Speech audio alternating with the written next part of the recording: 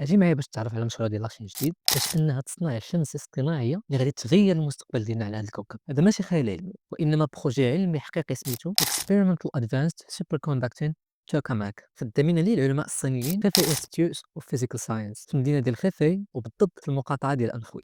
الهدف ديالهم هو واحد، اعاده تطبيق العمليه اللي كتوقع في قلب الشمس ديالنا باش يقدروا انهم يخرجوا طاقه كبيره نظيفه وبلا تلوث.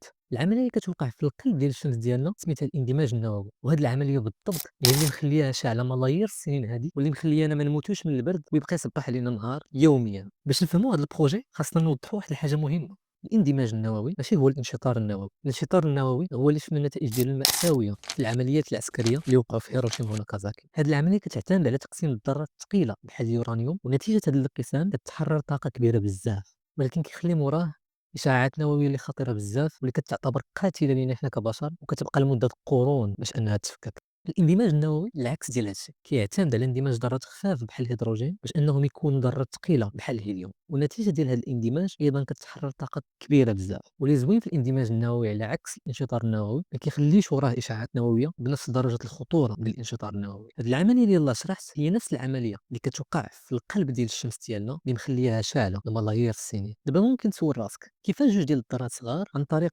تصادم بيناتهم يقدروا يخرجوا هاد الطاقه الكبيره. الجواب كيبدا هنا، فاش جوج ذرات ديال الهيدروجين كيتصادموا مع بعضياتهم كيخسروا شويه من الكتله ديالهم، وهذه الكتله كتحول لطاقه كبيره بزاف. حسب القاعده ديال اينشتاين الطاقه كتساوي الكتله مضروبه سرعه الضوء اس 2، اللي كتعني بكل بساطه من شويه ديال الكتله اذا توفروا الظروف الاساسيه بحال الحراره اللي كاينه في الشمس فراه تقدر تخرج من هذه الكتله البسيطه طاقه هائله. وهذه المعادله بالضبط هي السر وراء الاندماج والانشطار النووي. ولكن باش هذا الشيء يوقع في الارض عندنا هنا خاص توفروا هذه الظروف القاسيه اللي كاينين في الشمس. باش يوصلوا لهذه الظروف القاسيه البشر قدروا انهم يبنيو مفاعلات نوويه اللي فيها العلماء كيقدروا يوصلوا الهيدروجين لدرجه ديال 100 مليون سلسيوس. هذا الشيء كيعني 7 الاضعاف ديال الحراره اللي كاينه في وسط الشمس. وتحت هذه الحراره المهوله الذرات ديال الهيدروجين كيتحولوا من الماده ديالهم الصلبه لواحد الماده رابعه كتسمى البلازما، بجانب المواد اللي ديجا كنعرفوهم اللي هما الصلب السائل والغاز. وهذه الماده هي نفسها اللي مكونه منها الشمس. في هذه الحاله ديال البلازما الرابط اللي تيكون ما بين النواه والالكترونات اللي دايرين بها في الذره كيتفك، اللي كيسمح للنواه انهم يتحركوا بواحد السرعه كبيره وهما متحررين من الالكترونات ديالهم. وفي ظل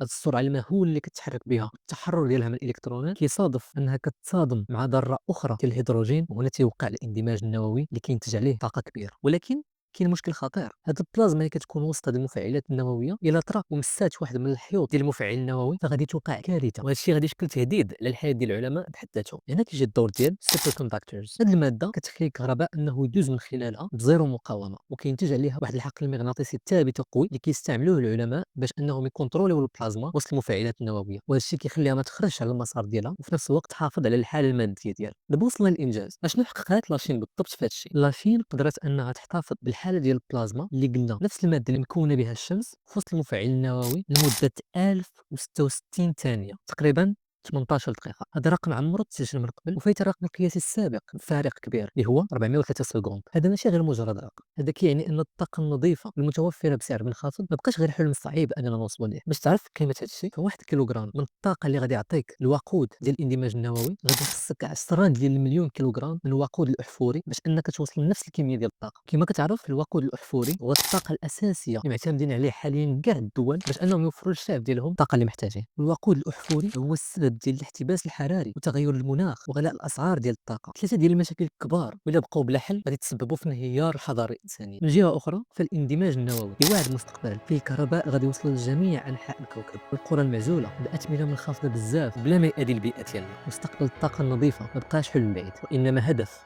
كيتبنى دابا في المختبرات ديال الجامعات. خلي فولو باش تبقى مطلع على اخبار العلوم التكنولوجيا وفرص الدراسه في الخارج.